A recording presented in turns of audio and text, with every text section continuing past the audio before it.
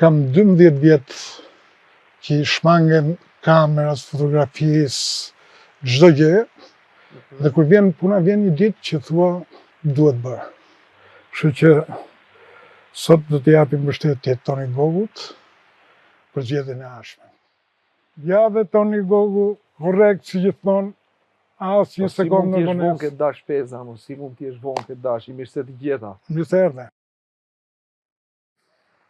Kam një gjë që më shkullit gjithmonë në kokë, që ditët ishin shkurtra, doja të bëj kaq shumë gjëra sa që nuk, domethënë dita ikte dhe dita ikte shumë shpejt. Dhe vini në darkë të ngel pa bërë kjo, ngel. Por fushata e gjitha është kaq e gjatë sikur duhet ndonjëherë, sikur s'maram kurrë.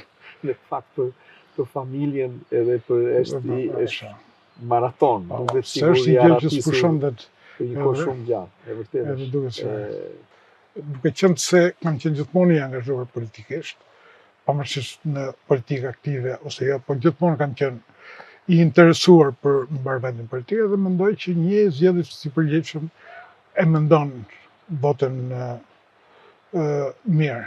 Unë personalisht nuk kërkoj të fyej asnjëri, domethënë çështjen e përzgjedhjes së votës në kuptimin e partive politike kam pas thjesht sepse nuk vazhdon ndonjëherë në mundësi që të preferoj një alternativë tjetër për mënyrën se si i shoh gjërat tonë. Dhe nuk është çështje fanatizmi, po është edhe çështje e disa bindjeve që të bëjnë dhe hynë pastaj edhe faktor historik, familjar, eksperienca personale e gjithë tjera. Në pikpamjen në këtë pikpamje, gjithmonë sinqerisht jam munduar të jem i përgjegjshëm në përzgjedhjen e asaj që veprim që të bëj. Dhe ti ke një karakteristikë që ti edhe kur ti thua gjërat në sy, thua që...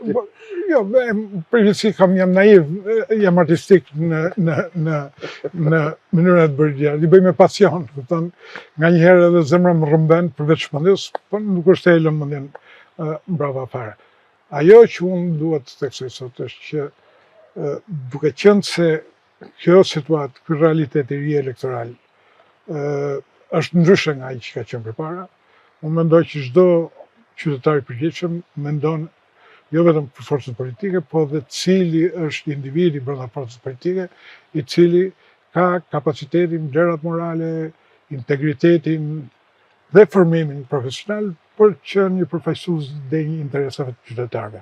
Dhe që ka koshiencën që mbron, nuk shkon në parlament thjesht si përfaqësues i forcës politike, po në radhë parë shkon si përfaqësues i interesave të atyre qytetarëve që ai merr përgjegjësinë të përfaqësojë.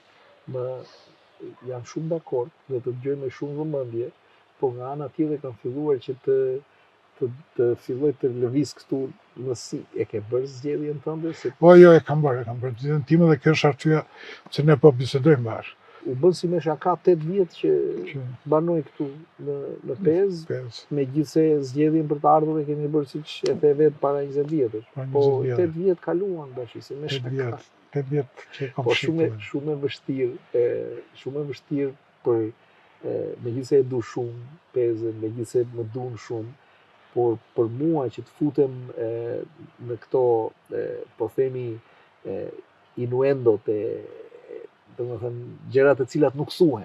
Shumë pezakët duhet të jesh shumë i vëmendshëm, se një pjesë të gjërave i lënë të nënkuptohen. Pezakët të dish një gjë. Kam pas cilësinë dhe kualitetin për të absorbuar. Dhe ti sot je një pezak i mirë.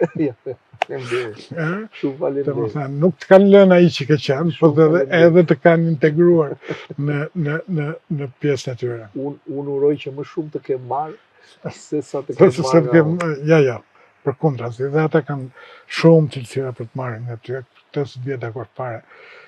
Po, kjo është dhe një arsye tjetër, prandaj them që në një farë mënyrë unë jam i njanshëm në përzgjedhjen që kam bërë. Pa ndershmërisht, pa i heqas një cilësi vlerave që ti përfaqëson. Por përveç atyre që të përmenda, sepse të njoh familjen, sepse të njoh ty, sepse njoh çfarë është formimi jot dhe cilat janë vlerat cilat ti nderon dhe i respekton dhe i zbaton, dhe mbi gjitha formim profesional që ke, që të bën shumë të përshtatshëm për të qenë një profesues legjislativ, sepse je nga njerëzit e formuar që kanë kontribut për të në ligjbërjen e parlamentit, ke dhe avantazhin për mua që je pezak. Ti thua nuk jam më në tentativë. Ja, nuk e, tash je pezak. Quhesh jam Tash je pezak. pezak. E pranoj. Shumë faleminderit. Çfarë shef ndryshe në garën e tanishme?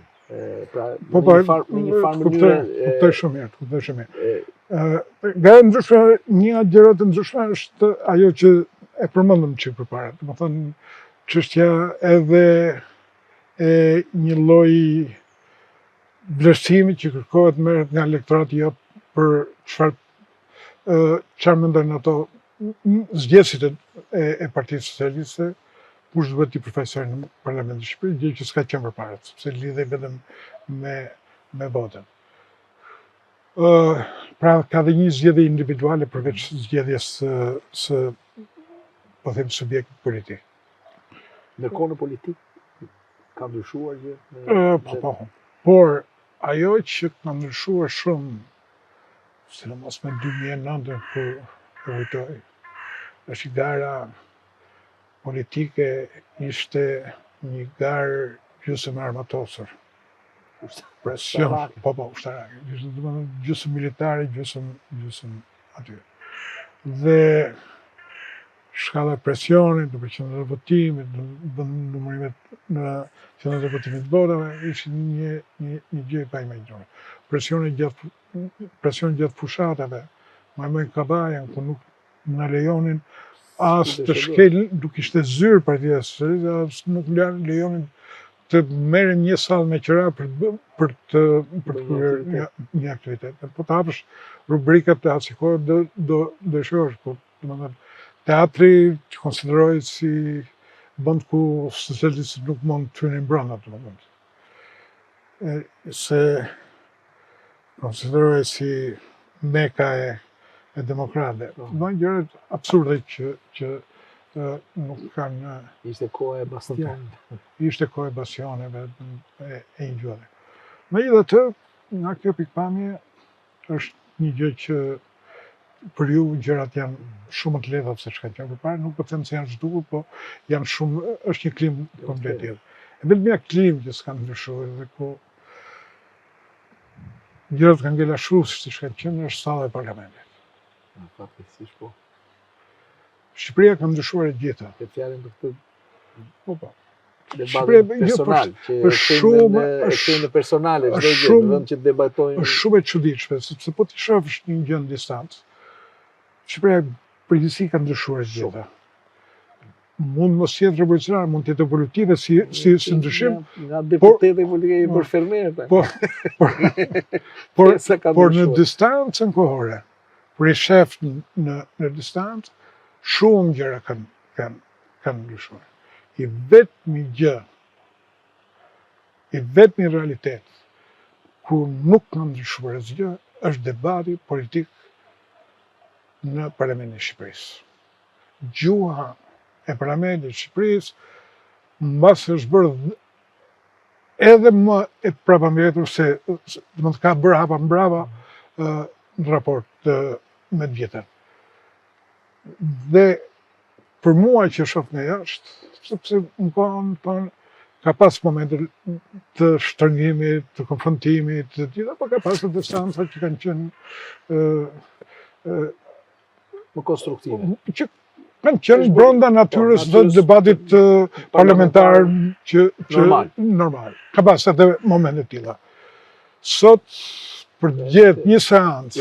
Ju s'pat më njëri që të digjeshin karrierë, ju vetë një maksimumi shkohet te Bilbili. Po edhe ajo kur ishit në opozitë.